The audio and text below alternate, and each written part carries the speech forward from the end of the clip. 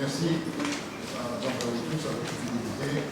Merci également au père Bernard Duquesne, le recteur de l'abbaye de Saint-Jean, que j'ai connu parce qu'il était curé à la Bénou. À une occasion aussi. Merci aussi au père Denis Tigrania, qui est notre curé paroissial de l'église apostolique arménienne sous Téroc à Saint-Loup. Donc merci encore à vous tous d'être là ce soir.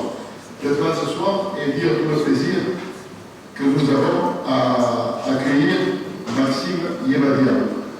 Maxime Yevadia, c'est une personnalité que je qualifierais d'éminemment intellectuelle. C'est un historien, c'est un chercheur, c'est un universitaire, c'est un arménologue, il est maître de conférences et titulaire de chaire d'arménologie à l'Université catholique de Lyon et encore bien d'autres titres aussi et d'autres fonctions aussi. Il travaille notamment sur la christianisation de l'Arménie et plus généralement sur la christianisation de l'Arménie antique et de l'Arménie médiévale. Et malgré son jeune âge, il a une riche et abondante littérature, puisqu'il a beaucoup d'articles et de contributions à différentes revues ou dans différents livres et dans différents volumes.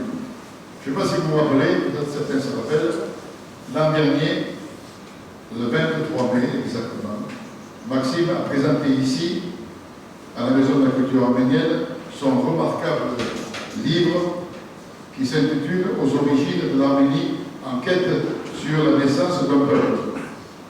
Toujours l'an dernier, en 2023, au mois de septembre, nous avons diffusé à la Foire internationale de Marseille, au stand librairie au pavillon arménien, son livre Arménie, un atlas historique. C'est un livre qui est particulièrement éducatif, on apprend beaucoup de choses, et qui est en même temps très pédagogique, qui est un panorama succinct, digeste, à la fois de l'histoire, de la religion, de la culture, dans les différentes expressions, bien sûr, des événements, des faits, des cartes géographiques de l'Arménie, etc. Donc c'est un livre qui est accessible à tous et qui est surtout qui est réactualisé, je crois, en tout cas ça a été fait ces derniers temps. Je voudrais aussi citer un autre travail de Maxime Yevadia, c'est sa précieuse contribution à la rédaction et à la parution du livre qui est aussi exceptionnel et c'est le jubilé de l'ordre des pères méquinaristes. Ce livre donc a été édité à l'occasion du tricentenaire du monastère de Saint-Lazare à Venise, 1717 et 2017. D'ailleurs, ici même, et cette fois c'était le 5 mai 2018, nous avons célébré ce jubilé sous l'égide de Monseigneur Georges Pontier, qui était donc à l'époque archevêque de Marseille. Donc ce soir, ces trois ouvrages, je dirais, principaux ou bien importants de Maxime Yevadia, vous les avez encore ici. Vous pouvez, si vous ne les possédez pas, vous en procurer. Mais ce soir, nous allons surtout l'écouter dans une conférence dont le sujet c'est l'Arménie et le Sud-Caucase, carrefour géopolitique 1828 et 2028, il nous expliquera pourquoi. Cette conférence donc, va nous éclairer, entre autres, je dirais beaucoup aussi, sur l'actualité, car nous vivons vraiment une période d'accélération de l'histoire, avec des crises aiguës qui se multiplient, qui modifient les équilibres et qui transforment les théâtres régionaux. On rentre dans un monde où les nœuds géostratégiques deviennent hors contrôle. Et cette accélération prend de vitesse nombre de pays qui sont face à la guerre, que ce soit en Ukraine, au Sahel, dans le Sud-Caucase, précisément, au Moyen-Orient, et demain certainement ailleurs. Donc les événements se précipitent. Et aujourd'hui se joue pour beaucoup de ces pays, au nombre de ces pays, le fait de rester dans l'histoire, et notamment pour l'Arménie. L'Arménie, c'est un petit pays donc, qui se trouve coincé entre les pays de l'Europe et de l'Asie, de la Russie et du Proche-Orient. Aujourd'hui, le Sud-Caucase et l'Arménie est un des points les plus chauds du globe. Et comme l'histoire s'est construite et déconstruite au sud du Caucase pendant ces 100 ans, avec d'abord la Russie tsariste, l'Empire ottoman, la Perse, puis l'Iran, puis la Russie, puis la Turquie, puis les États européens qui étaient présents, ensuite l'Union soviétique et encore maintenant la Turquie, les États-Unis et demain peut-être la Chine et l'Inde, donc beaucoup de crises et beaucoup de fractures, donc nous amènerons peut-être, en tout cas, vers un monde multipolaire. Un monde multipolaire qui sera certainement plus brutal que le monde que l'on connaît aujourd'hui. Donc c'est tout cela, je donne un petit peu à voir, que Maxime Yevadien va nous entretenir. Et on le remercie encore une fois d'avoir fait le voyage de Lyon à Marseille pour nous rencontrer et pour être avec nous ce soir. Merci.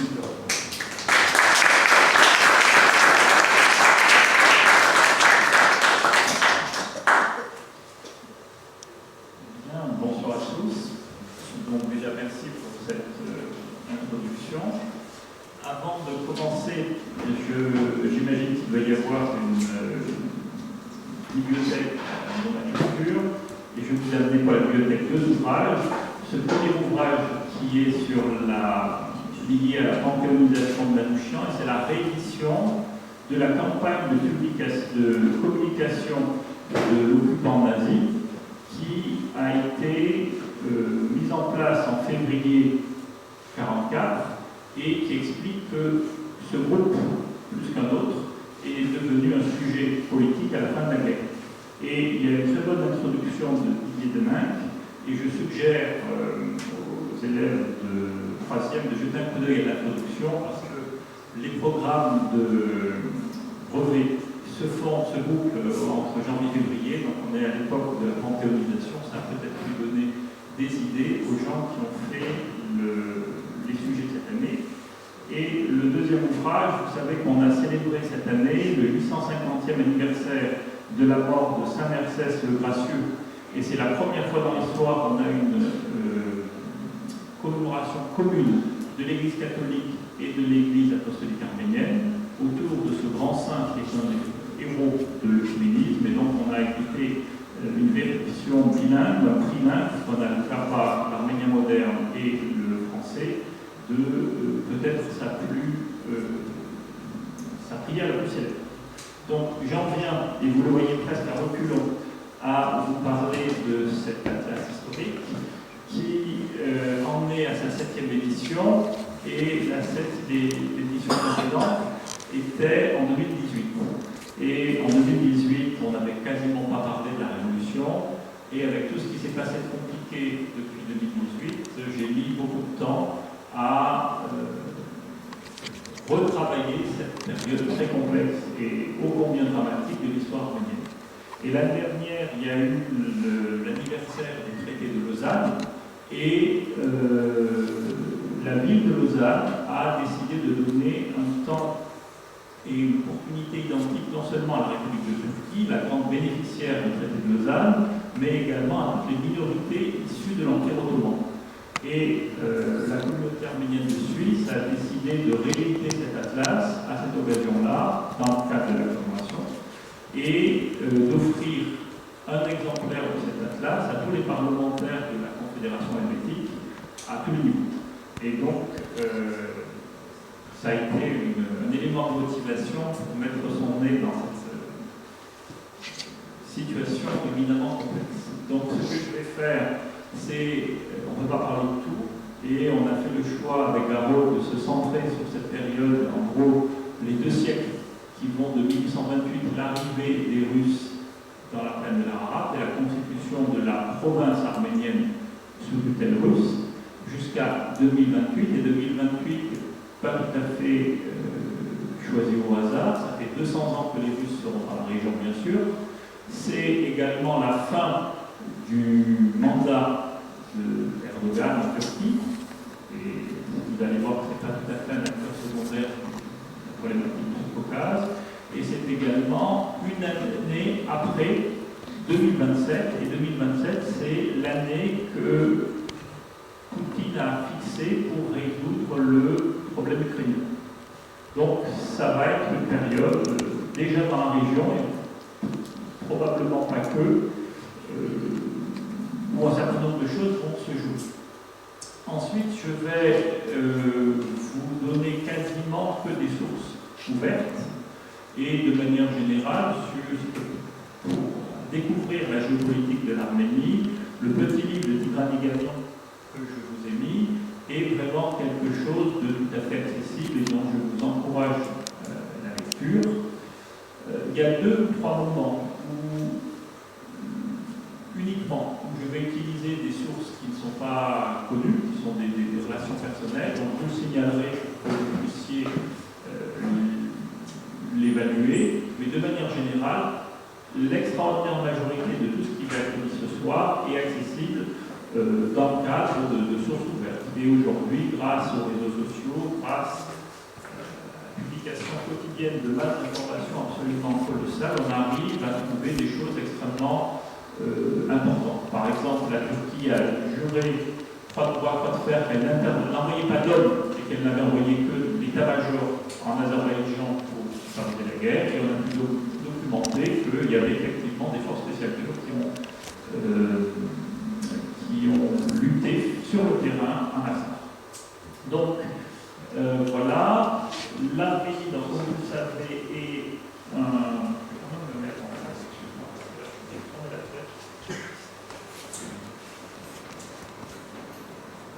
Donc, une île de montagne, et cette île de montagne a...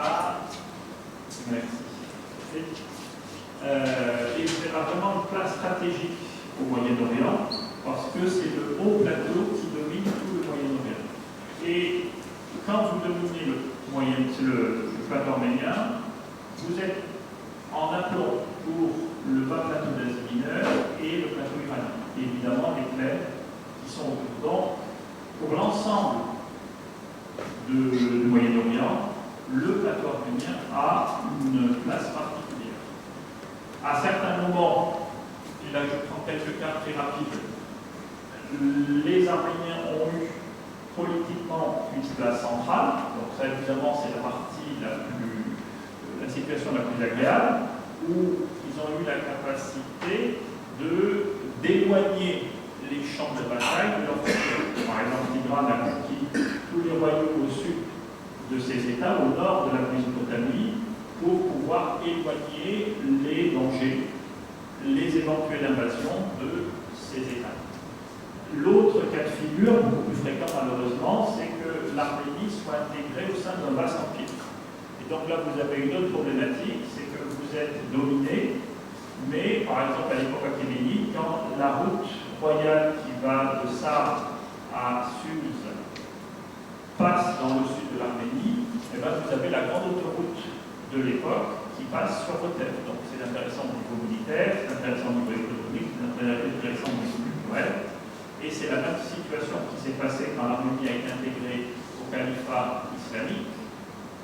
La République d'Arménie avait en son sein la Géorgie et l'Albanie caucase. Ou quand l'Arménie a été brièvement intégrée au sein de l'Empire mongol, à la fois dans sa partie cilicienne et à la fois dans les terres du Haut-Plateau. Mais le cas le plus fréquent, de très loin, c'est que l'Arménie soit en situation d'interface entre deux empires, l'Empire romain et l'Empire parthe, ou l'Empire byzantin et l'Empire sassanide. Et malheureusement, c'est la situation la plus désagréable parce que vous êtes en permanence le champ de bataille sur lequel les armées se affrontent. À la fin du Moyen-Âge, l'Arménie non seulement se retrouve en situation d'interface, mais également divisée entre différents pouvoirs touraniens qui sont tous plus violents, arbitraires et antichrétiens les uns que les autres. Et cette situation-là est telle que quand les Ottomans arrivent à conquérir le plateau arménien, ils sont accueillis en libérateurs. Parce qu'il vaut mieux une autorité dure qu'une anarchie permanente. Et les Ottomans se battent pendant des siècles, pendant toute la fin du XVIe et au début du XVIIe siècle, avec les Safavides, jusqu'à, en 1639, délimiter cette frontière, qui va être une frontière fermée, qui va être une frontière qui se lie toujours dans la frontière d'un certain nombre d'États actuels, et qui est quelque chose de déterminant, puisqu'elle va rendre les deux parties de l'Arménie imperméables l'une à l'autre, et c'est de là qu'est partie l'Arménie orientale et l'Arménie occidentale, les Arméniens orientaux et les Arméniens orientaux et occidentaux, etc. Donc c'est vraiment un moment important qui fige véritablement la situation du peuple arménien. Donc là, vous voyez un petit peu en quelques cartes la situation de l'Arménie à différents moments clés et qui, malheureusement, globalement située en situation d'interface. Tout ça jusqu'à la période 1639 et la division du Moyen-Orient entre Ottomans et Safavides, on est dans quelque chose qui, quelque part, est le développement de ce qui se passe depuis la fin du Moyen-Âge. À la fin du XVIIIe siècle, arrive un nouvel acteur dans la région, et non du moins, qui est l'Empire russe.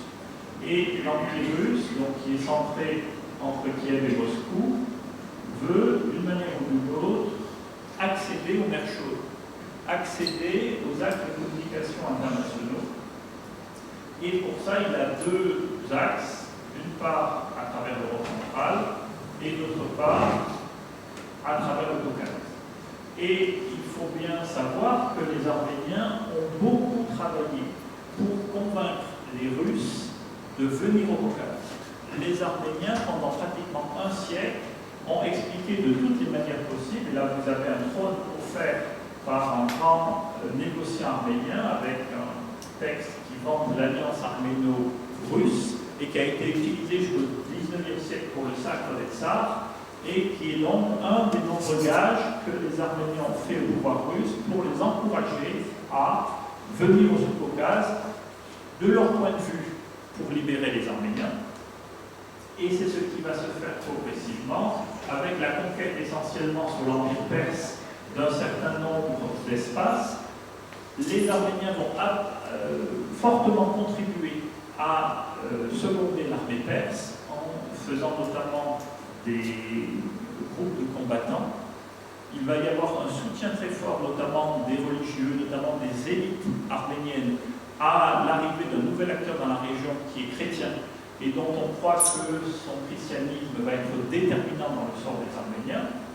Et ce n'est pas complètement faux, puisqu'on crée donc une région arménienne en 1828, mais on conserve le Karabakh, qui est la région la plus majoritairement peuplée d'Arméniens, dans la province à côté. Et dans la province arménienne, les musulmans conservent tous leurs privilèges de l'époque safavide. Et il y a une volonté d'assimilation notamment de l'Église arménienne à l'Église orthodoxe. Donc là, dès l'arrivée des Russes, on est dans une politique impériale qui est assez loin des espoirs des Arméniens. Une dernière chose sur cette époque qui est assez important, un des premiers actes de l'autorité russe, c'est la réalisation d'un formidable recensement de la population qui, village par village, canton par canton, recense tous les équilibres démographiques. Et quand vous étudiez ce recensement, vous vous rendez compte que dans l'essentiel de la plaine de l'Ararat, les chrétiens, en très grande majorité arméniens, sont entre 25 et 35%. C'est-à-dire que toute la plaine a été largement islamisée. Et c'est sur ces éléments-là, notamment, que l'Azerbaïdjan se fonde aujourd'hui pour réclamer un Azerbaïdjan occidental qui n'a jamais existé. Ça, c'est intéressant. Donc là, vous avez la province arménienne, et là, vous avez la monnaie d'or frappée par le tsar pour commémorer la fondation de la province arménienne. Et quand vous voyez la ville de Yerevan, c'est une ville persane qui n'a plus rien de... Enfin, qui ressemble en rien à ce qu'on pouvait attendre de la Yerevan qu'on connaît. La seule chose qui rappelle le christianisme, c'est quelque chose qui n'existe pas, c'est l'Ararat sur le... Pardon, l'arc de Noé sur l'Ararat. Autre élément, donc nouvel acteur qui entre à l'extrême fin du 19e siècle, donc oui, on peut faire, je passe de 1828 à la fin du 19e siècle, c'est la volonté des Européens de trouver une voie de communication terrestre entre l'espace de l'Empire des Indes britanniques et de l'océan Indien, la mer Noire et l'Europe. Et les Britanniques vont passer la deuxième partie du 19e siècle à se battre avec les Russes qui dominent maintenant le Nord et à essayer de trouver un axe de communication pratique, c'est-à-dire en plaine, entre le monde indien, on va dire, et le monde européen. Et l'axe principal, en fait, il est là. C'est la vallée d'Arak, ce qui permet de passer de vallée en vallée jusqu'à la mer Noire, et de l'autre côté, soit par la mer, soit en traversant la mer Noire, à travers le sud de l'Afghanistan et l'Iran, vers l'Empire des Indes britanniques. Et donc, cet espace-là, qui est aujourd'hui la vallée d'Arak, partiellement dominée par les Arméniens, explique que toute la fin du 19e siècle, pendant la guerre et après la guerre, jusqu'en 1920, jusqu'au moment où Staline va gentiment les inviter à quitter cet espace, les Britanniques vont être présents et vont chercher à avoir une présence militaire significative. Par exemple, c'est pour ça qu'ils prennent la ville de Kars à la fin de la Première Guerre mondiale. Donc ça, et on y reviendra évidemment, c'est quelque chose d'essentiel, c'est peut-être... bon, ça j'avance. Le génocide, j'avance, vous connaissez les affaires en 1998. Je vous fais juste observer quelque chose que j'avais utilisé quand on m'a demandé de travailler sur le moment de sa canonisation de Père Foucault, Charles de Foucault. Charles de Foucault est en Orient dans les années 1894-1897, donc il est témoin des massacres de cette époque-là. Et Charles de Foucault, dans une de ses lettres, écrit que le gouvernement turc avait acheté la presse occidentale en donnant des sommes énormes à Saint-Antonio pour ne publier que les dépêches émanant de lui. Et quand on connaît un petit peu l'histoire récente, on se rend compte que la diplomatie turque continue à très bien fonctionner. Bref, donc ça vous connaissez, j'avance. La 1917, c'est une date clé. C'est une date clé parce que c'est au XXe siècle la première fois que l'État russe s'effondre. Et c'est un authentique traumatisme parce que les Russes, qu'on les aime ou qu'on les aime pas, c'est pas notre sujet ce soir, ont vraiment le culte de l'État. Et l'effondrement de l'État russe en 1917 est un traumatisme et pour le Caucase est une catastrophe. Parce que les 500 000 soldats russes qui défendaient le Caucase contre les Ottomans, qui avaient, vous voyez, en 1917 réussi à avancer assez loin vers Antwerp, sont démobilisés, fuient et laissent à 36 000 Arméniens la défense de la population arménienne de la région et la tâche de résister contre une armée ottomane qui avait comme projet d'aller le plus loin possible et d'écraser le plus largement possible la population arménienne. Cette époque est également essentielle, je répète, essentielle, et je vais faire comme dans la Bible, je répète 3 fois, essentielle pour l'histoire de la Seconde Guerre mondiale, parce que dans cette zone, qui ne s'appelle pas l'Azerbaïdjan, vous voyez, qui s'appelle le Shirvan, le nord de l'Irak, depuis l'Antiquité, et de manière extraordinairement documentée dans les sources arabes et dans les sources occidentales, c'est le Shirvan. Et c'est le Shirvan jusqu'en 1918.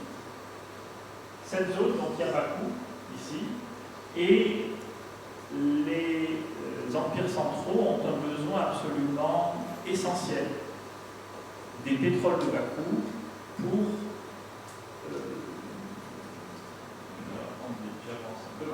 pétrole de Bakou pour pouvoir continuer la guerre.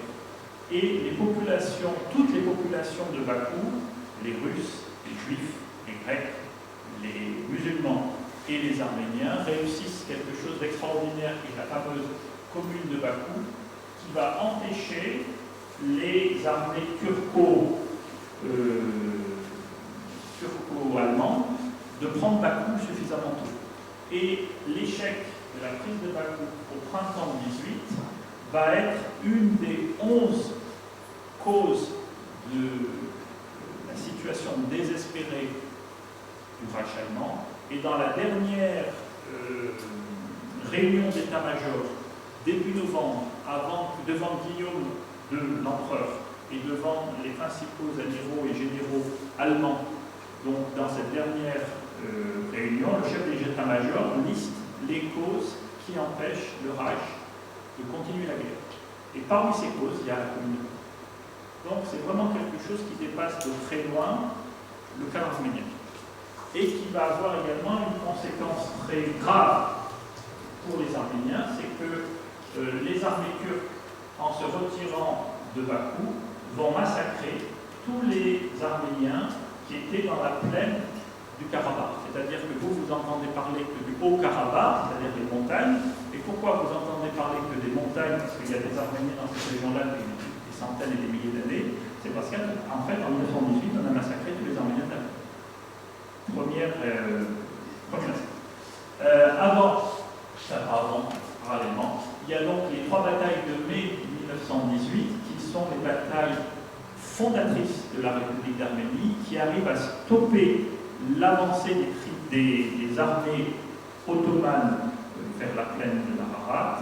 Et c'est ces 3 batailles qui, quelque part, permettent la fondation d'une République d'Arménie, qui est donc fondée qui existe entre 1918 et 1920. Et donc il y a 2 parties. Il y a la partie wilsonienne que j'ai laissée de manière très générale, parce que finalement l'État arménien n'a jamais eu la moindre autorité réelle sur l'espace. Et l'ensemble de la République d'Arménie, en gros c'est ça. Et cette République d'Arménie qui va quand même avoir un rôle important parce qu'elle va donner le droit de vote aux femmes en 1918, elle va fonder une université, elle va recueillir, soigner et intégrer les 400 000 rescapés du génocide. Donc il y a quand même une activité très réelle, mais elle a un problème majeur, c'est que au nord, Lénine et les bolcheviks arrivent à s'entendre avec les kémalistes au nom de la lutte contre les impérialistes de l'entente. Et là, on a un des moments d'extraordinaire capacité diplomatique des Turcs qui vont à la fois négocier avec les bolcheviks contre les impérialistes de l'entente et à la fois négocier avec les Français et les Anglais d'être reconnus comme le gouvernement légitime de la Turquie. Et face à cela, malheureusement, les Arméniens n'ont pas été capables de desserrer leur étau. Et Lénine, espérant utiliser les kémalistes pour diffuser la révolution dans tout le Moyen-Orient et jusqu'en Inde, puisque les musulmans hindous avaient beaucoup d'estime et regardaient vers le mouvement jeune turc, donc ont donné de l'or et des armes aux kémalistes, et c'est une cause absolument déterminante de la reconquête kémaliste à partir de la fin du XXe. Là, on a un document que vous connaissez sans doute, mais je le montre parce que c'est un document important, c'est en juin 21, la reconnaissance officielle du rattachement de l'Artsakh et donc de cet espace à la République soviétique socialiste, parce que le 2 décembre 1920, face à la fois à la pression des bolcheviks et à la pression des kémalistes, le gouvernement de la première République d'Arménie est conquise par les bolcheviks. Et vous avez ici, en rouge et noir, le trait du territoire qui était officiellement entre les mains du gouvernement de la première République d'Arménie et qui a été remis à l'armée rouge. Et c'est ce territoire qui va être démantelé au gré des intérêts du pouvoir bolchevique. Donc là, vous voyez la République de Turquie qui est fondée à la fin de l'année 1923, grâce à la troisième armée qui vient, qui bat les Grecs, qui arrive à reconquérir toute la zone d'occupation grecque, qui arrive à reconquérir et à négocier la zone d'occupation occidentale, et on mène un long processus de négociation, dont je vous ai mis ici une phrase que je trouve assez extraordinaire. Le Turc ne cède que devant la force. Or, nous n'avons rien à lui opposer. Impossible de recommencer la guerre. On ne peut faire la guerre pour les Arméniens. Nous reconnaissons nos promesses, nos engagements, mais nous ne pouvons les tenir. Il faut à tout prix conclure la paix, donc les Arméniens sont sacrifiés. Et ça, malheureusement, ça peut résonner de manière particulière actuellement. En tout cas, le gouvernement ottoman écrase l'espace qui aurait pu devenir un espace kurde, va le plus loin possible au sud pour élargir au maximum sa frontière sud, reçoit des bolcheviks tout cet espace qui avait été perdu en 1978 et donc forme la République de Turquie telle qu'on la connaît. Cet espace donc est perdu au profit de la Turquie.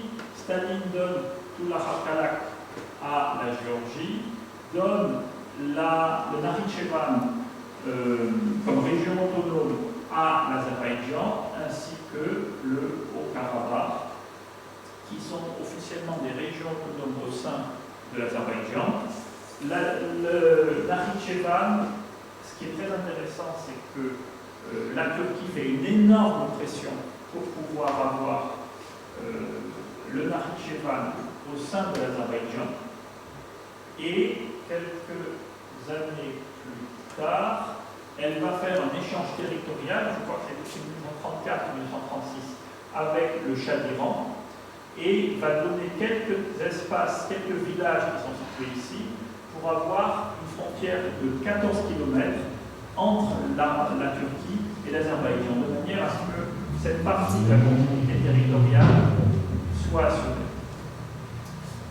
Là, vous avez donc la République soviétique d'Arménie, instituée en 1921. La tutelle bolchevique n'a qu'un intérêt pour les Arméniens, c'est qu'elle arrête les massacres. Le dernier grand massacre, c'est le massacre de Chouchi. Mais pendant toutes les années 20, grâce à un homme absolument extraordinaire, qui est vraiment, à de nombreux égards, le père de la nation azérie, qu'à l'époque on appelait Tatar autour du Caucase, qui s'appelle Narimanov.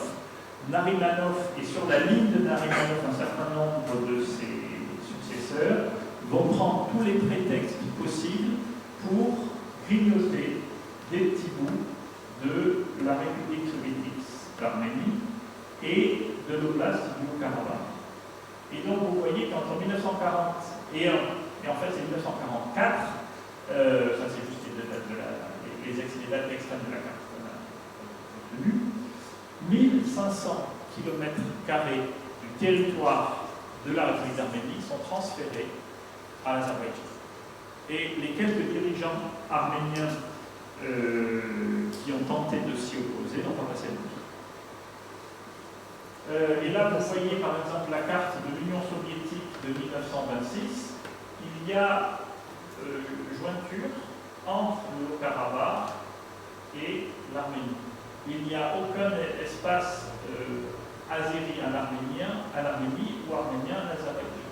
Tout ça sont des choses qui ont été progressivement cédées parce que le pouvoir bolchevique voulait que les pétroles de Bakou irriguent de manière continue l'industrie de l'Union soviétique.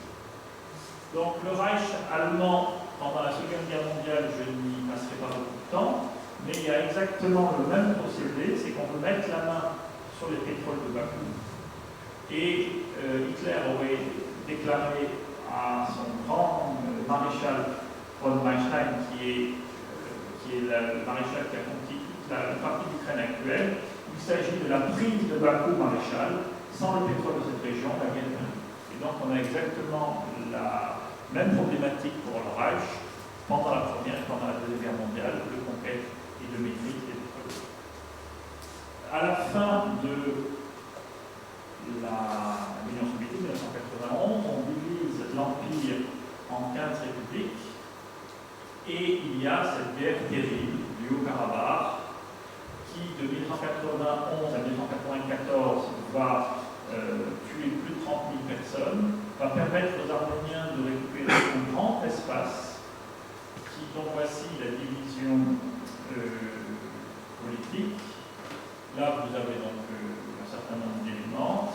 Et la grande faiblesse de la diplomatie arménienne, c'est qu'ils ont gagné la guerre, mais qu'ils n'ont pas été capables de gagner la paix. C'est-à-dire qu'on est resté dans une paix figée, entre autres, pour préserver les intérêts russes de la région, mais qu'à aucun moment les Arméniens n'ont voulu ni reconnaître cet espace. Et dans les débuts des années 90, c'est la diplomatie française qui avait, au début, de manière absolument judicieuse, expliqué que si l'Arménie reconnaissait cet espace, elle devenait pays agresseur, que donc il valait mieux, si on voulait pouvoir négocier, ne pas être le pays agresseur. Voilà.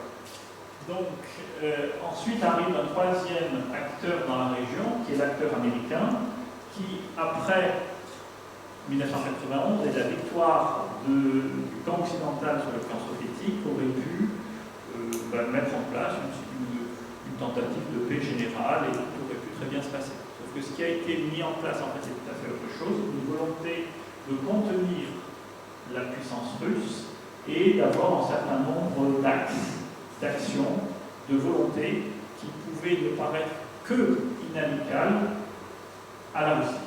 Et le grand théoricien donc, de cette tradition-là, c'est Brzezinski, dont vous avez la version française préfacée par Chalian, et la préface de Chalian est remarquable sur cette affaire. Et donc, vu du point de vue américain, l'ensemble de l'Eurasie, donc évidemment, est une unité essentielle, et les Américains dominent déjà toutes les mers. Parce que depuis le 19e siècle, la fin du 19e siècle, et de manière incontestable depuis la fin de la Seconde Guerre mondiale, les Américains ont fondé leur puissance sur l'océan. Il y a une thalassopratie, donc ils maîtrisent tout l'océan. Et donc leur objectif est de contenir toutes les puissances maritimes. Et ils identifient 4 zones qui sont des points chauds. La mer de Chine pour contenir le plus possible à l'intérieur des terres le monde chinois, l'Asie centrale, le Sud-Caucase et l'Ukraine et de manière générale l'Europe centrale pour là encore essayer de refouler le plus loin possible l'influence et la présence de la Russie. Donc sur la partie chinoise, je passais très vite. L'enjeu, vous le savez actuellement, est d'une part Taïwan, d'autre part la mer de Chine méridionale. On parlera, si vous le souhaitez, de la chronologie des tensions dans cet espace. Sur l'Asie centrale, il y a un livre remarquable qui vient de paraître de Tallinn Termination et qui montre bien tout l'enjeu de domination de cet espace et des ressources et de cet espace comme voie de communication. Le Caucase est un point clé et l'Europe centrale et orientale avec l'Ukraine au centre est également un autre point clé, puisqu'en gros, les Américains estiment que si vous coupez l'Ukraine de la Russie est un État régional. Si la Russie peut profiter de l'ensemble industriel de la région du Donbass, plus des plaines céréalières de la partie occidentale, ça peut être un espace, ça peut être un État qui peut avoir une prétention mondiale. Et donc, ces 4 axes vont être les 4 axes, et sont encore les 4 axes, où toutes les tensions géopolitiques se jouent. Et donc, vous voyez que l'Arménie, et à travers l'Arménie et le Caucase, ont le triste privilège d'être un de ces points très importants. Dans la partie orientale de l'Europe, on a à la fois une extension de l'OTAN, que les Américains avaient d'abord accepté de ne pas étendre, et parallèlement, suite à l'extension de l'OTAN, l'extension de l'Union européenne, qui ne pouvait être perçue comme un danger, qui n'est que comme un danger par les Russes. Les Russes avaient dit, mais si l'OTAN n'est pas dirigé contre contre la Russie, intégrez-nous, et on fera partie de la grande famille occidentale. Les Américains n'ont jamais fait. Donc, premier élément ici. Deuxième élément, et on se rapproche de l'Arménie, la révolution des roses en Géorgie avec Saakashvili, qui va essayer de porter une politique extrêmement pro-occidentale, extrêmement anti-russe, je reviens, et ensuite la première révolution orange en Ukraine, c'est-à-dire que la Russie voit progressivement les pays basculer, les pays de son espace proche basculer dans une logique occidentale. Et évidemment, ça, pour un pouvoir fort en Russie, c'est juste inacceptable. Cette période, en gros, la décennie 2010 est une période de grande ouverture où on a le sentiment qu'on va pouvoir régler tous les problèmes par notamment le commerce avec la Chine après son intégration à l'OMS. On donne à la Chine les JO en pensant que ça va la démocratiser. On a un affaiblissement progressif du dollar, mais pour l'instant qui n'est pas encore visible.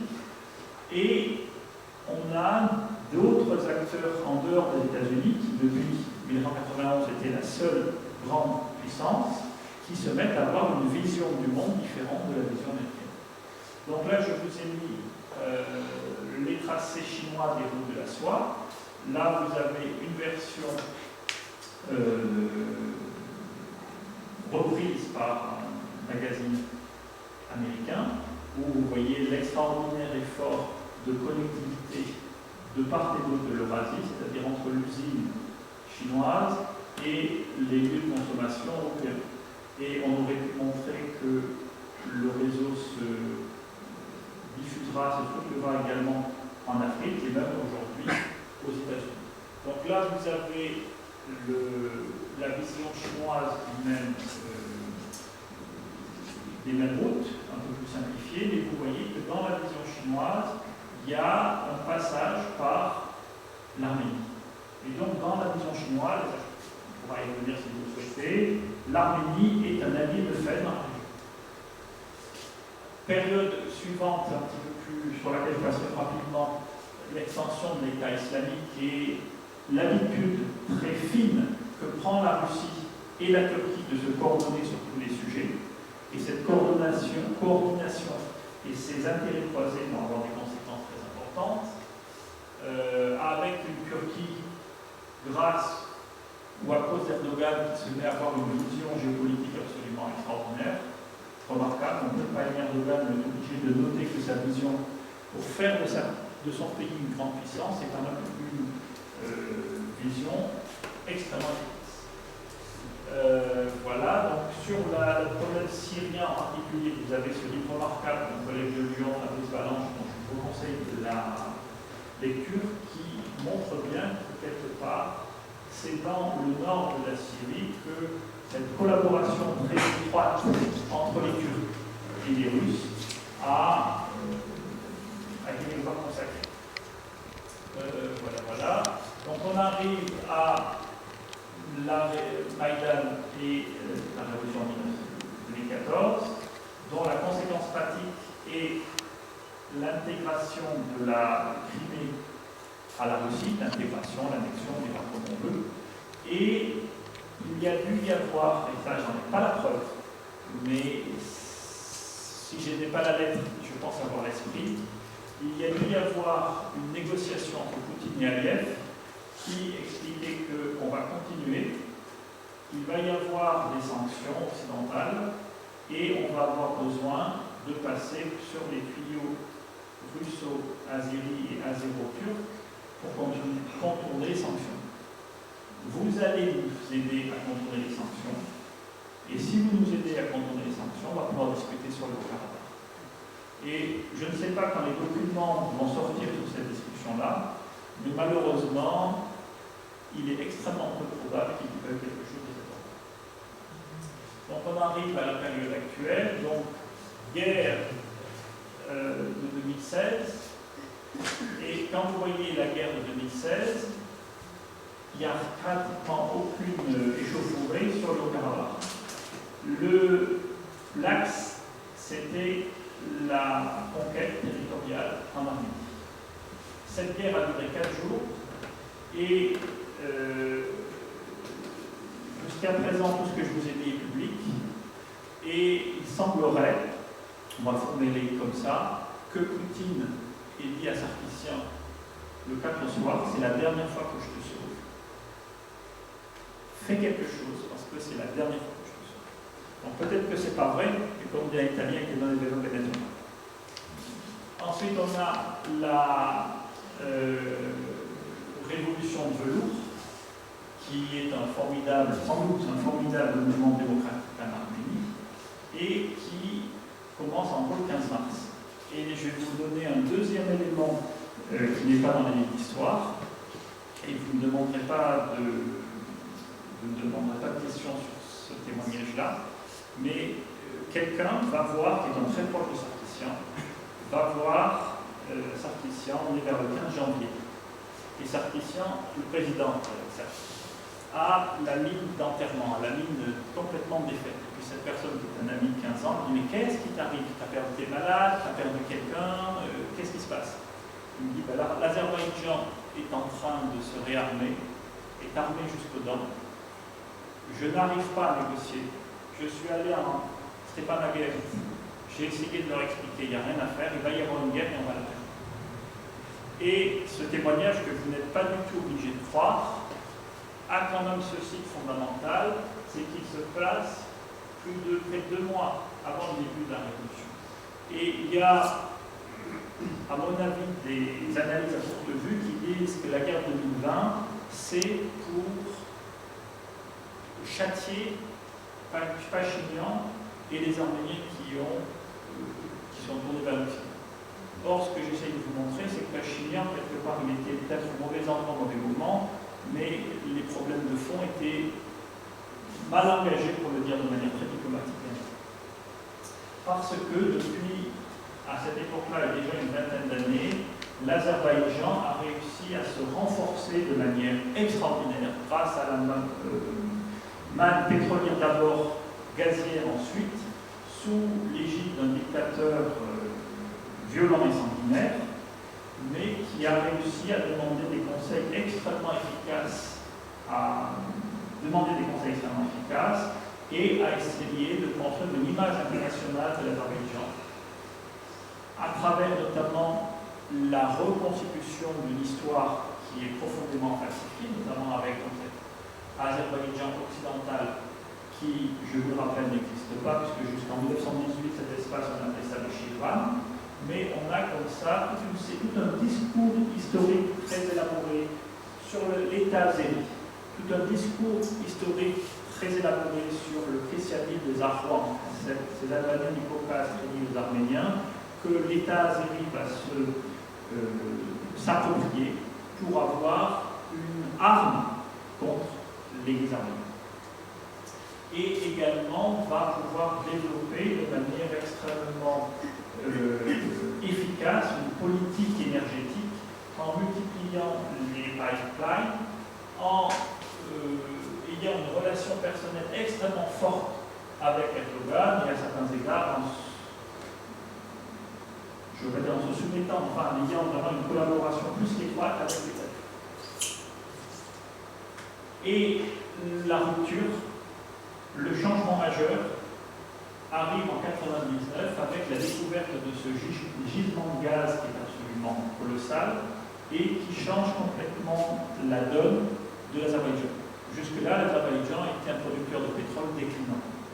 Avec la découverte de ce gisement de gaz qui est situé ici, l'Azerbaïdjan devient pour une vingtaine d'années un producteur de gaz de première importance.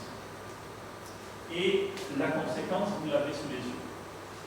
L'Azerbaïdjan s'arme de manière massive, et non seulement elle s'arme, mais elle développe une stratégie militaire nouvelle quand l'état-major arménien restait sur une guerre qui, je ne veux pas dire remonter à la Deuxième Guerre mondiale, mais qui au minimum remontait aux années 80. Et qui était très simple, on peut résumer en une phrase. On avait une ligne de défense assez sommaire, mais on avait une extraordinaire artillerie. Et le temps que les armées azéries arrivent à notre ligne de défense, on les avait tellement pilonnés qu'on les avait écrasés. Sauf que, à partir du moment où, dans les 2 premiers jours du conflit de 2020, plus de 50% de l'artillerie arménienne a été détruite, c'est toute la vision stratégique de l'état-major qui s'est fait. Autre élément très important, ça, c'est la défense militaire de l'Azerbaïdjan. Ça, c'est la défense militaire de l'Arménie. En 2006, on met donc ce fameux gisement de gaz en exploitation. Et à partir de 2009-2010, on comprend bien que les choses ont changé. Et quand vous prenez toutes les négociations internationales qui ont eu lieu avec les Américains, avec les Russes, avec les Européens, enfin les Européens, mais quand même, les Arméniens étaient prêts à céder beaucoup. Et au dernier moment, la négociation capotait parce que les Azéris avaient des demandes maximalistes ou rompaient la négociation. Et pourquoi est-ce que les Azéris rompaient la négociation? Parce qu'ils préparaient la guerre. Et j'aurais été le premier, et je le confesse publiquement, à m'opposer à des concessions trop importantes du point de vue territorial en Azerbaïdjan. Mais peut-être que si on nous avait expliqué ça dans les débuts des années 2000, et qu'on était allé jusqu'à des concessions difficiles, on aurait probablement eu une histoire récente. Oui, j'ai un bon, ensuite, il y avait un problème de perspective. Parce que de ce que les gens comme moi étudiaient, c'est ça. C'est-à-dire qu'on voyait qu'à partir de 2010, le pétrole azéri était irrémédiablement en déclin. Et donc, moi, au début du conflit, ce que je disais à mes interlocuteurs, c'est tenez, d'ici 5 ans, l'Azérie n'aura plus les moyens d'eux. Sauf que il y a le gaz qui est arrivé, je vous montre le gaz juste après. Mais ce que je voulais vous montrer, donc, c'est que les Azéris ont fait évoluer très fortement leur vision stratégique, avec notamment les Bayraktar. Et quand vous voyez la pauvreté des défenses arméniennes, bref, je ne vais pas qualifier, de pauvreté des défenses arméniennes. Autre élément très important qu'a creusé ce différentiel, la diplomatie du Kabylie. C'est-à-dire que les Azéris, aidés en cela par l'extraordinaire tradition de la diplomatie turque, ont réussi à acheter toutes les personnes clés et à faire basculer la rédaction de toute une série de journaux, à faire basculer toute une série de gouvernements qui, à minima, ont été tout à fait neutres en renvoyant dos à dos arméniens et azéris dans la guerre. Dernier élément, une alliance stratégique avec Israël. Un seul chiffre, je ne vais pas vous assassiner avec des chiffres, 60% de l'énergie, gaz et pétrole consommée en Israël part via la Turquie et d'Azerbaïdjan. Donc c'est un élément de dépendance à moment de la guerre qui est majeur. Et aujourd'hui, quand vous attendez Erdogan parler du conflit israélo-palestinien, c'est juste une blague, parce que c'est lui qui a la main sur le robinet. Donc, on en vient à la partie désagréable que j'ai mis 3 ans à arriver à traiter. Donc là, vous avez, c'est juste la copie d'écran de la partie de Wikipédia. Et ça a au moins une vertu, c'est que vous voyez qu'entre 1994 et 2020, on parle d'une période de paix, mais en fait c'est une période de conflit de basse intensité, parce qu'il n'y a pas une année où il n'y a pas des accrochages et des conflits frontaliers plus ou moins majeurs. Mais il y a donc 4 dates importantes. Cette première date dont nous avons parlé, cette deuxième date, encore une campagne de 4 jours qui a simplement servi aux Azéris à valider l'utilisation d'un certain nombre d'armes, et la grande guerre des 44 jours, dont vous connaissez le résultat, Alors, quand vous parlez du résultat, oui, c'est quand même important. Donc, nous, très généralement, on voit cette guerre comme un conflit entre l'Arménie et l'Azerbaïdjan. Alors que la réalité, c'est ça. Ça, c'est un calico qui a été collé en des dizaines de milliers d'exemplaires dans tout l'Azerbaïdjan et la Turquie, et qui montre qu'en fait, l'Azerbaïdjan, par sa diplomatie extrêmement efficace, a réussi à constituer une véritable alliance entre l'Azerbaïdjan, la Turquie, deuxième armée de l'OTAN, et le Pakistan, puissance nucléaire.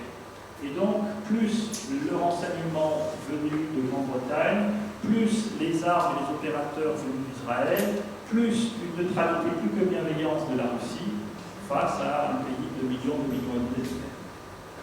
Le résultat, vous l'avez en bas, je passe.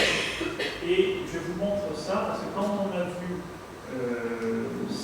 des photos comme ça circuler sur les réseaux sociaux, on était vers le 20-22 septembre, on s'est rendu compte qu'il allait se passer quelque chose de très grave. Parce que vous n'envoyez pas comme ça des avions de djihadistes venus de Syrie qui avaient combattu pour certains en Libye si vous n'avez pas l'intention d'en découdre après pour être échéance. Donc là, vous voyez les mêmes qui se battaient donc, pour l'État islamique, qui se sont mis à se battre pour la Turquie et ses groupes paramilitaires. L'Azerbaïdjan avait très très bien préparé son coup, puisqu'elle a réactivé tous les ressorts de la politique anti-arménienne, notamment avec l'idéologie d'Enver Pacha, dont vous avez la traduction. Je vais passer rapidement sur le détail des opérations. Les prises de position positives du candidat Biden, mais quand vous n'avez pas de pouvoir, c'est facile d'avoir des positions intéressantes. Trump, qui avait le pouvoir et qui avait surtout une Trump Tower à Bakou, parlait de manière très sympathique des Arméniens, mais en expliquant qu'évidemment il le ferait. Donc on a vu progressivement se réduire l'espace dominé par l'armée de l'Artsakh, avec tout un pan, et il y aurait une conférence entière à faire sur les campagnes de désinformation et sur la manipulation des médias occidentaux. Par exemple, ici, on vous annonçait la veille des horreurs et du non-respect par les Arméniens qui s'est fait. Donc, des choses comme ça, j'en ai collecté plus d'une centaine. Ensuite, et c'est un élément très important de cette guerre, d'une part, on a utilisé toute une série d'armes interdites par les conventions internationales, et d'autre part, on a utilisé toute une série d'armes qui, jusqu'à présent, n'avaient pas été utilisées sur le théâtre des opérations. Et donc, cette guerre de 44 jours a été une guerre qui marquera les annales pendant longtemps dans l'histoire militaire pour un certain nombre de paliers franchis dans l'utilisation d'armes diverses et variées. On a beaucoup parlé des drones avec opérateurs, mais également c'est la première fois dans l'histoire militaire on a eu des drones qui ont frappé sans que l'opérateur n'appuie sur le bouton d'un moment. C'est-à-dire qu'il frappait, une fois qu'on avait verrouillé l'objectif, il allait dessus quoi qu'il arrive. Et si vous voulez, ça fait vraiment partie d'un certain nombre de seuils que les armées avaient refusé de franchir jusque-là. Et le conflit arméno-azéri a été vraiment un laboratoire au sens le plus mauvais du terme. Vous avez l'utilisation des bombes de phosphore parmi les nombreux joujoux sur lesquels je n'insiste pas. Donc notre ami François qui n'a pas oublié ses prises de position, je passe. Voilà.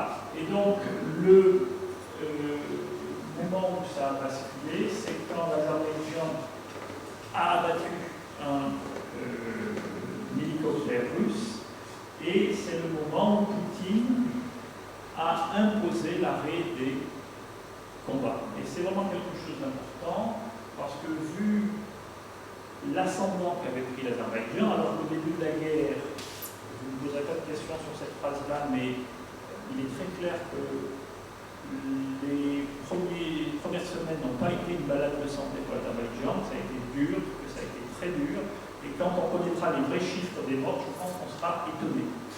Mais, toutefois, néanmoins, cependant, l'Azerbaïdjan n'a pas pu terminer le travail parce que quelque part, Poutine a imposé le cessez-le-feu.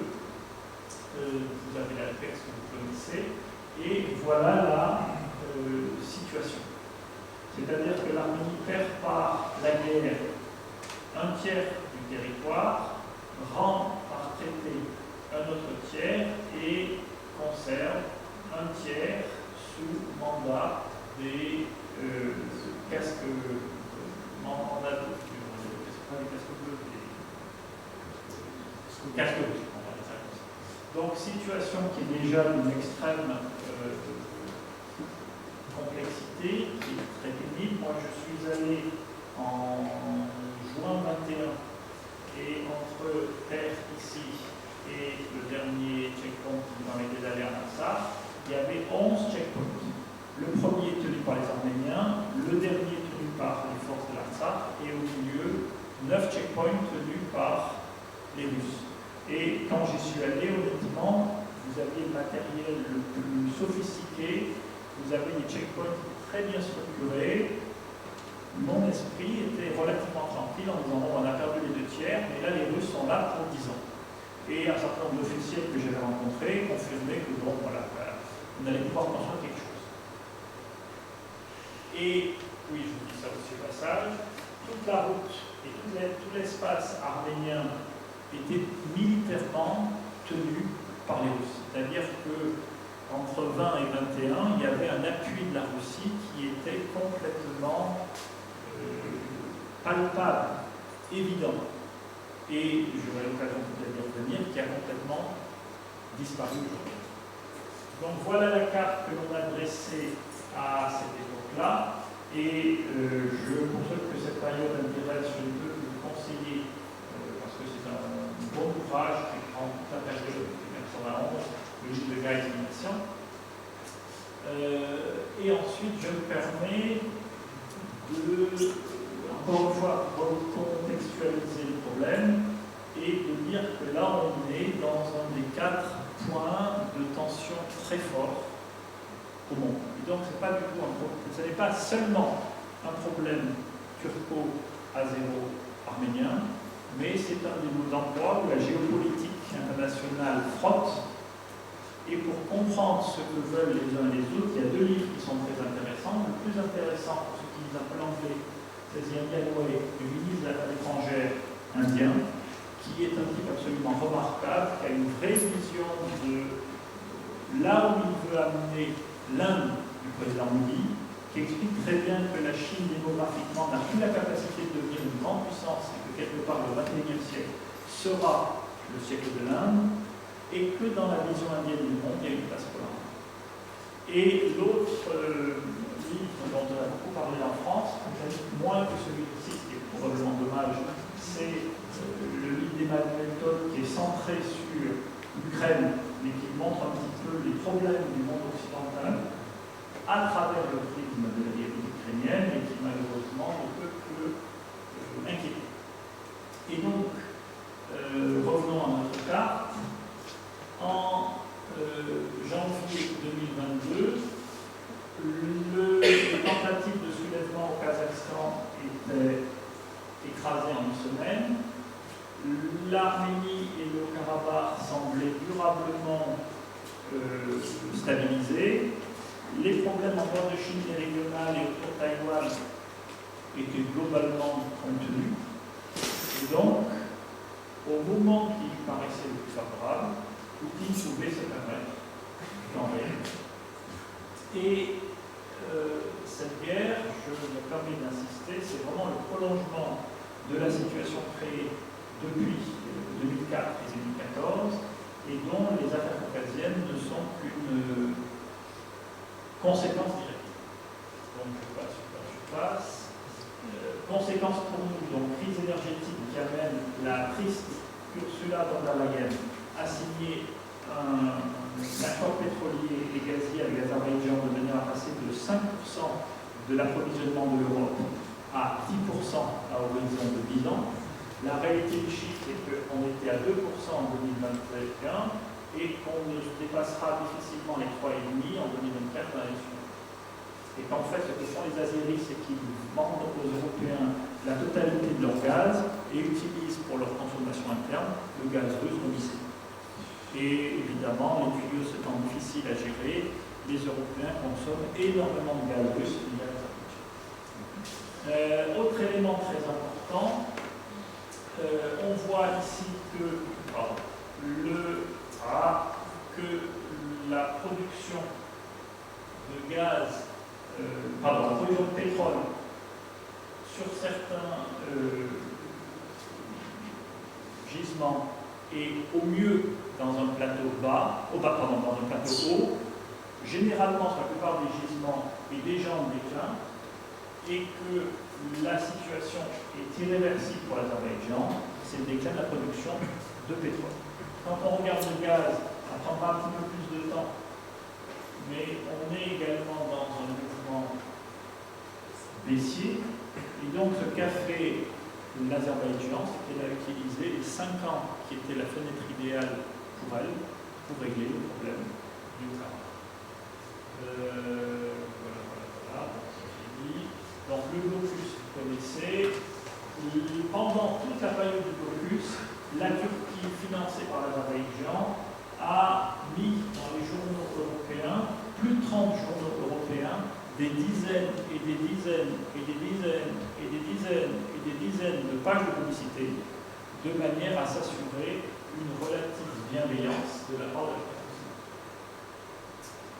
Les entraînements arméno-américains ont été un petit peu la goutte d'eau qui a fait déborder le vase et qui a permis aux Azéris de porter le coup de grâce aux Arméniens et au Karabakh jusqu'à la capitulation finale qui a amené l'Artsakh à se vider en 48 heures. Et le point élément à mes yeux essentiel, à partir du 20 septembre, on va dire l'automne 23, c'est la première fois qu'un État azerbaïdjanais indépendant administre l'Artsakh. Je répète, c'est la première fois qu'un État azerbaïdjanais indépendant administre l'Artsakh. Cette guerre doit aussi être comprise grâce à cette carte. C'est que vous voyez les concentrations de troupes, elles n'étaient pas tournées contre l'Artsakh uniquement, mais largement contre l'Arménie. Et donc, abandonnée par la Russie, si l'Arménie était entrée en guerre de manière large pour sauver l'Artsakh, c'est son intégrité territoriale qui aurait été directement menacée. Et ça nous explique quelque chose qui peut être qualifié de différentes manières, mais qui se rapproche quand même assez largement d'un lâchage de l'Artsakh par l'armée. Et là, vous avez un signe qui s'est retrouvé sur beaucoup de matériel militaire azéri. Et l'idée était de trouver le moyen de couper l'Arménie en deux, quelque part, pour avoir une continuité territoriale entre le Nakhitchevan et l'Artsakh. Face à Pachinian, vous voyez l'extraordinaire faiblesse de l'opposition arménienne. Je n'insiste pas. Et là, il y a quelque chose d'absolument majeur, comme une espèce de renversement géopolitique. Les dirigeants du Karabakh, civils et militaires, sont allés se réfugier dans la base des forces de maintien de la paix russes. Et je ne sais pas encore ce qui s'est passé, on saura sans doute un jour, mais les forces spéciales azéries sont venues dans la base et ont pu arrêter tous les dirigeants arméniens. Et ça, c'est quelque chose d'absolument majeur. Le seul qui a essayé de passer par le moment où la population civile a été ramassée, mais les autres étaient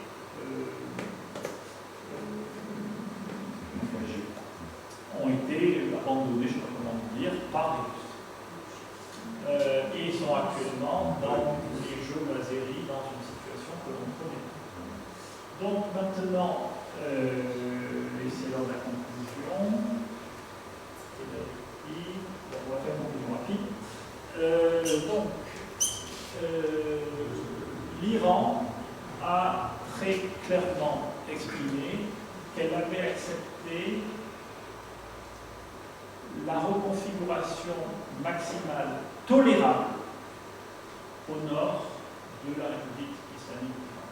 Et ça, c'est très important parce que l'Iran est un des deux acteurs principaux qui fait pression pour qu'il n'y ait pas de création du fameux corridor extraterritorial que l'Azerbaïdjan souhaite à tout prix avoir, parce que l'Artsakh, quelque part, ce n'était pas important, ce n'était pas majeur pour les intérêts de la République islamique d'Iran. Par contre, perdre sa seule route vers le nord et l'Europe, ça voudrait dire un enclavement de toute la partie nord occidentale de l'Iran, ce qui évidemment est. La Turquie, elle, essaye d'aller le plus loin possible dans sa politique avec le corridor et avec toute une série d'avancées en espérant reconstituer soit l'Empire ottoman, soit en tout cas augmenter son influence régionale et peut-être un jour devenir l'arbitre, le seul arbitre du Sud-Caucase. Pour l'instant, quelque part, le Sud-Caucase est négocié par les Russes et les Turcs. Peut-être que demain, ça sera.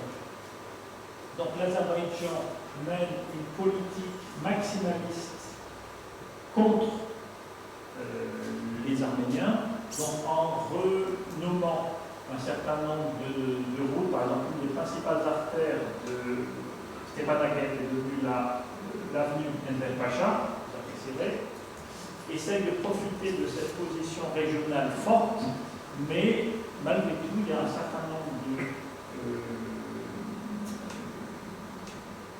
d'échecs. L'Inde a refusé l'intégration de l'Azerbaïdjan au groupe des non-alignés, et au dernier moment, l'Azerbaïdjan a retiré sa candidature pour intégrer.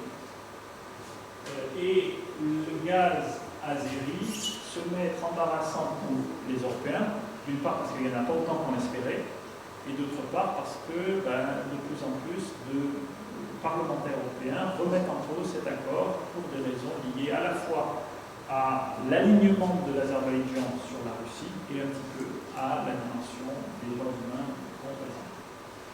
Les États-Unis ont une position très intéressante, très intéressante, on va commencer par le faire, c'est qu'ils essaient d'encourager le plus possible les Arméniens à s'éloigner de la Russie. Le gros problème, c'est que dans la vision américaine, l'acteur local, l'acteur régional de leur influence, c'est la Turquie. Et est-ce qu'ils peuvent élaborer une politique pour le Sud-Caucase qui ne passe pas par la Turquie? C'est tout l'enjeu. Les démocrates y pensent. Si le 3 novembre, c'est Trump qui est réélu, ce sera vraisemblablement, j'en sais rien, je ne suis pas de salle, mais enfin, vraisemblablement, Trump se désintéressera du détail de la région. L'Union européenne reste très divisée parce qu'en son sein, il y a un certain nombre, même peu nombreux, d'États qui sont très fortement liés soit à la Hongrie, c'est le cas d'Azerbaïdjan, soit à la Turquie, notamment une forte influence américaine. Donc l'Union européenne, de toute manière, au Sud-Caucase, restera durablement un acteur secondaire. C'est là où d'autres acteurs émergents peuvent avoir un rôle absolument déterminant, et le plus important, c'est l'Inde. Parce que vous avez vu qu'il y a une alliance Turquie, Azerbaïdjan, Pakistan, et donc l'ennemi de mon ennemi est mon ami. L'Inde veut travailler avec l'Iran et l'Arménie. Et donc l'Inde a toute une politique de développement des relations au niveau diplomatique, au niveau militaire, avec l'Arménie. Et l'Inde étant le pays qui va avoir dans les décennies à venir la main-d'œuvre en âge de travailler la mieux formée, un poids déterminant dans l'économie mondiale. Il va y avoir un enjeu de connectivité très fort pour mettre en lien l'espace de l'océan Indien, ses productions et son savoir-faire, avec l'espace européen et le nord occidental. La Chine, alors c'est très intéressant parce que vous voyez, les dernières cartes de la Chine sont beaucoup plus larges. C'est-à-dire que la Chine attend de voir de quelle manière les communications vont être développées et débloquées, vont être débloquées au Sud-Caucase et quelles seront les routes les plus pratiques. Et cet itinéraire qui est par la Géorgie et par l'Azerbaïdjan, dans ce compte de raison, ne peut pas permettre de faire circuler des grandes quantités des camions, des choses comme ça. Et donc, c'est vraiment quelque chose d'essentiel actuellement. Donc, l'Arménie, oui, est-ce qu'elle aura le temps de reprendre son souffle? Si traité de paix il y a. Et ça, c'est quand même quelque chose d'intéressant. Parce que, une fois encore, l'Azerbaïdjan a gagné la guerre, mais tant qu'elle n'a pas la signature de l'Arménie sur un bout de papier, elle n'a pas gagné la guerre. Et j'ai envie de dire que tant que c'est pas signé, rien n'est voilà, tout est possible. Est-ce qu'elle aura le temps de se réarmer? C'est en cours, là c'est du matériel indien, mais vous avez vu la France pour la première fois a fourni des armes importantes à l'Azerbaïdjan, et c'est quelque chose d'absolument essentiel parce que jusqu'à 2020 inclus, dans les états-majors occidentaux, donner une arme à l'Arménie, décidément, c'est donner une arme à l'état-major russe. Et cette espèce de lien indéfectible entre l'Arménie et la Russie semble avoir été enfin dépassé, et donc les Français et un certain nombre d'autres pays se mettent à vendre des armes à l'Arménie, ce qui était jusqu'à encore quelques jours, enfin pendant quelques années, absolument inenvisageable. Ça a de graves problèmes, mais ça a aussi des avantages non négligeables. Oui, l'Arménie également essaie de développer son territoire comme un espace de connectivité, une plateforme où des relations formelles et informelles peuvent avoir lieu. Ça, c'est quand le nouvel ambassadeur de France est arrivé, une des premières rencontres qu'il a faites, c'est avec l'ambassadeur d'Iran. Et donc, il y a peut-être les prémices d'une relation forte entre la France, l'Arménie, l'Iran et l'Inde. Je vous rappelle que l'Inde était l'invité d'honneur du 14 juillet en France. Voilà. Donc la situation sur place est dramatique, vous le savez. Je vous signale ça parce que je ne sais pas qui a écrit les discours, mais le discours du Premier ministre Nicole Pachine au Parlement européen était absolument extraordinaire. C'est la première fois, je vais être un peu sévère, c'est la première fois qu'un dirigeant arménien a pu à ce point avoir un discours qui était parfaitement en phase avec l'attente des Occidentaux. C'est un discours que je vous encourage à lire parce qu'il coche toutes les cases des attentes occidentales concernant un pays en cours de démocratisation. Et quand vous regardez la vidéo, quand Pachinian termine son discours, il a une standing ovation de l'ensemble du Parlement européen qui dure 1 minute 20, ce qui est quand même assez extraordinaire. Et dernière chose, je crois en tout cas, pour l'instant, vous voyez qu'on a un problème en Ukraine qui est encore en cours.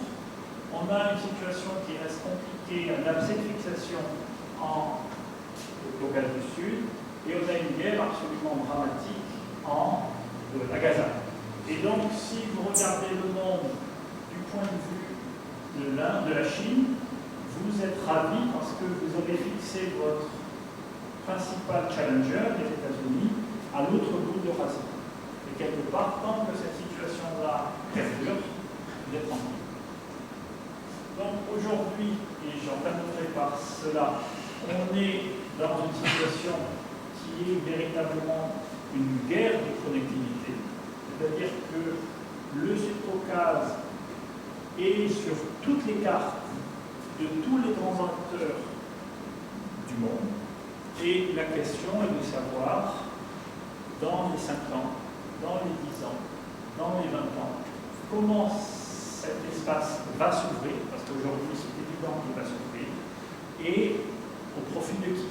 Parce que vous comprenez bien que si cet espace-là est ouvert avec une extraterritorialité au profit d'Azerbaïdjan, ce n'est pas du tout la même chose que si cet espace est désenclavé avec une souveraineté complète de l'Arménie, qui nous permet à la fois d'avoir une présence sur un axe est-ouest et sur un axe nord-sud. Mais l'avenir de